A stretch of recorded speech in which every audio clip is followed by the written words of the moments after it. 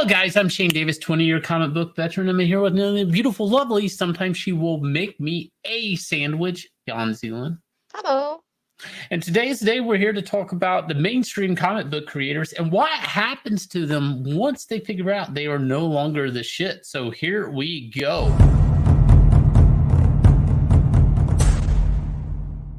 So things have been a little spicy on Twitter lately. On my Twitter, please go check out my Twitter. There should be a link down below. Go sub if you haven't.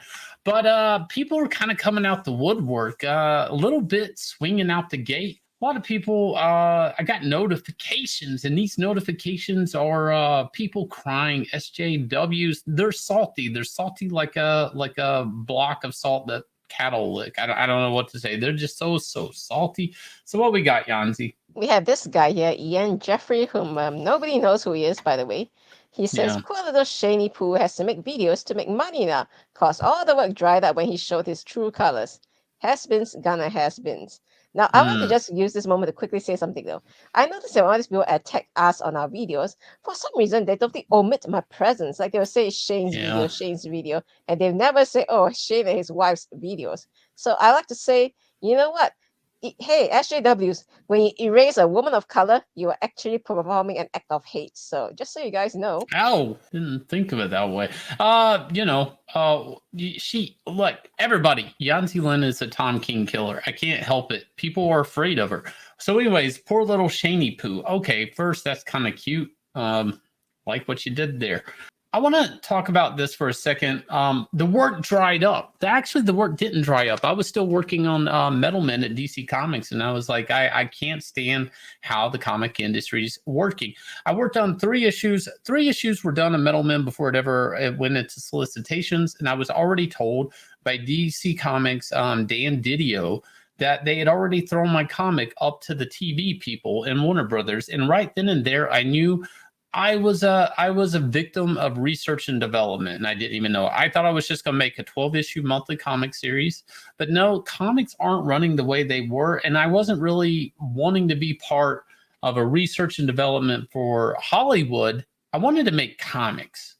I mean, I know people don't understand this. I wanted to make comics. So I looked around. I didn't like the way comic creators were talking to customers. I didn't like the way they were talking to fans. I didn't like directions in books. I was seeing editors talking about what's the new knee-jerk reaction we could get actual people that like the characters to give a fuck about the books once again. And I was just like, I can't stand this. I gotta make my own books. I gotta do it myself. So the work didn't dry up. I actually made my own work. Now, as some people like to correct them, they're like, dude, Shane made like a lot of money crowdfunding comics. We have the numbers here from Ryan Blue Thunder saying 126K is raised on Starlight Cats, plus 240K and rising on Inglorious Rex. So that is over $300,000 within a year, dear. I think somebody else tallied it up. It was like 3,000. I don't know, something. Well, it's 30,699. Yeah. Just look over here. Everyone's like saying, "Are you kidding?" It's like, so the work dried up. He ran out of money. Oh, honey, look, you ran out of money. You gotta wipe your tears with it. I mean, what else you gonna do? I mean, look. I mean, I'm gonna start donating to charities. Here's the thing.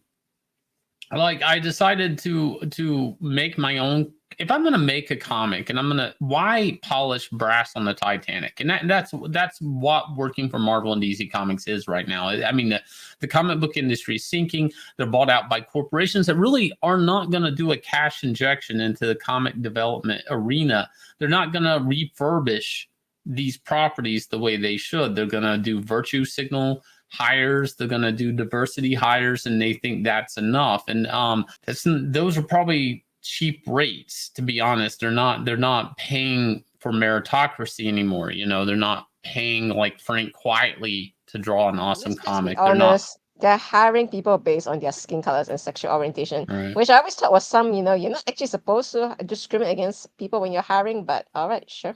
Yeah, well, they say it's okay if it's against a certain color of people, white and maybe Asian.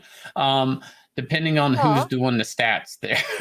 Sorry, you're getting tallied up into white people. I'm called Schrodinger's minority. You know, when it's convenient, I am a person of color. When it's not convenient, I'm a white person. So No, when you're on my very funny. channel, you are a person of color. Now everywhere No, else, you're just according a to the white. SJWs, I don't even exist. They say it's Shane's videos.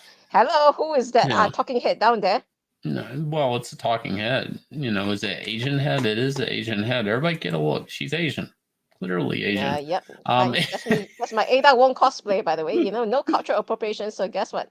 Anyway, so all right. we are noticing this attack lately coming from both the pros and the so-called fans. You know, the people who don't really buy, they're just happy to say, "Oh, I'm Right. represented now." So exciting. Look up our video on Heather Ontos and Mark Brooks, and there's a dam of SJWs. The dam that's been holding back SJWs of late is breaking, and maybe I'm the little Dutch boy with his finger in the dam. I just can't hold it back anymore, and it's breaking open. Right. So now we have all these pros, you know, who are obviously attacking Shane behind his back, but you know, the cowards that they are, they don't tag him or me. I mean, I'm still waiting to be acknowledged anyway.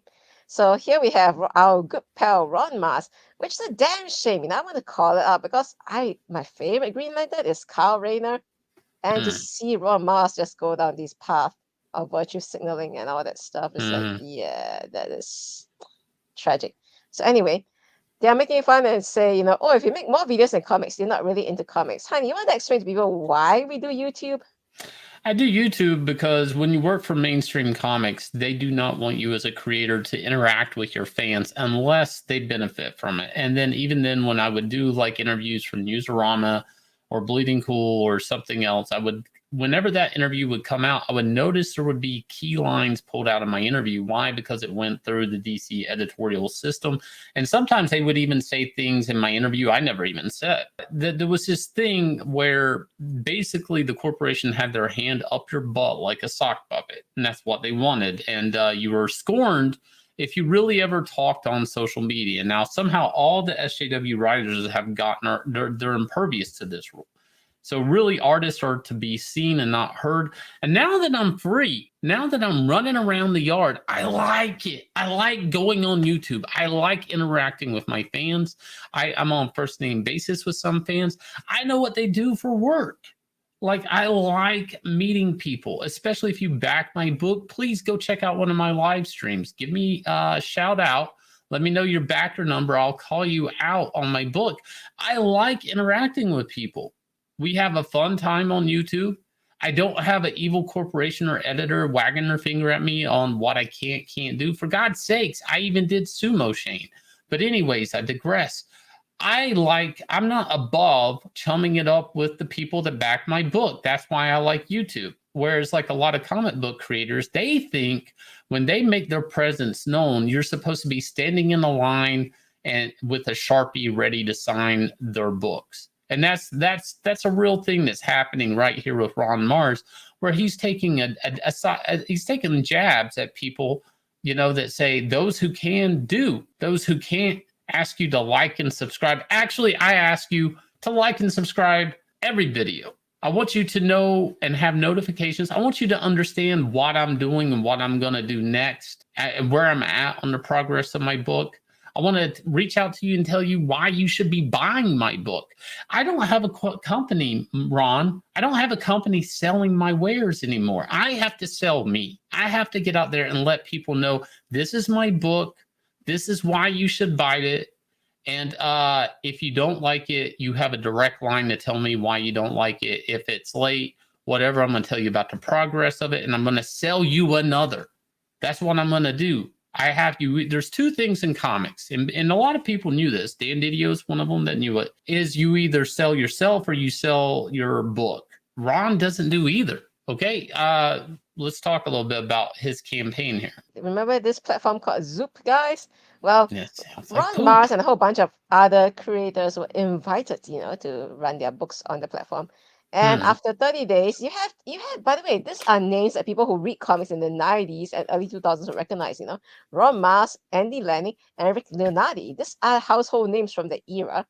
And for some reason, all they can script together is $23,000 and 218 backers.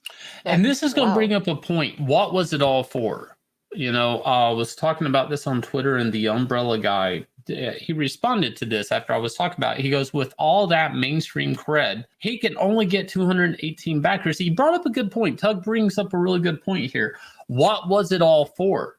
And that was my response. As you can see, like all of that work, all that Marvel DC work, creating characters for companies, adventures of superheroes, and all of this, and they don't owe you a drop of work, then okay, fine, they don't owe you any more work. What does it all accumulate to? Now, here's another one. This is Scott Snyder and Tony Daniels. Again, two rock star pros of DC Comics, both having lengthy stints on Batman. Scott Snyder coming out of the New 52, Death Metal, you know, two big events at DC Comics, teaming up with Greg Capullo all these years. He gets to team up with Tony Daniels. And look, 4,000 backers, $218,000. That's looking pretty good. But you know what's looking better with a little bit of YouTube and a little bit of care is $240,000, 206. Inglorious Rex, we passed 240. Thank you guys for all your support. Now, I'm going to go back to this. Now, I shouldn't have been able to beat this. I'll be the first to say this. I had no business putting Scott Snyder face down on the canvas. I had no business doing that. I didn't get Batman. I didn't get Batman for almost 10 years. I didn't get my hands on I could never get my hands on Batman at DC Comics. And maybe that's the curse, because thinking that you are the Batman selling, I mean, Batman sells Batman, not the creators working on Batman. Even though this is a successful campaign by all measures, this brings up a really good point. What is it all for when you're working in mainstream comics? What does that cred transfer into? Does it transfer onto the internet? Or is it important that people actually like you and they like your quality of your book?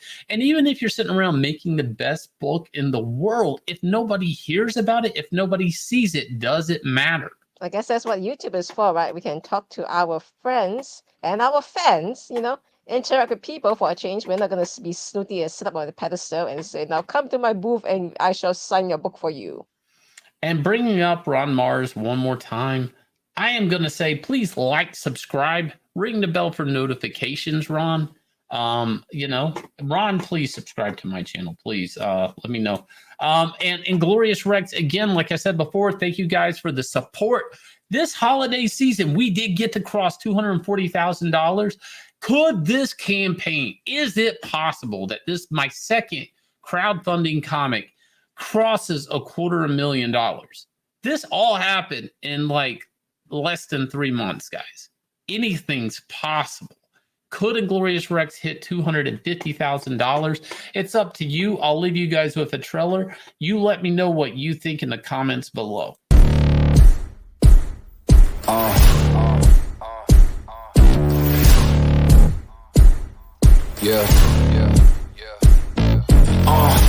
Pardon me and my tone. You can't step to my throne.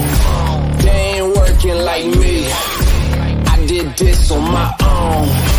You asking where we been, huh? I don't know where to begin, huh? All this dirt on my skin. I just came here to win. I'm more than a man, I'm a monster. Somebody call a pastor, doctor. I got a 6 cents for imposters, so now I'm coming for the whole roster. It's not a game, why you playing with me? You could double back, lose track, try and hang with me. It must be in my veins, something you can't tame, cause I break the game. Can't control me.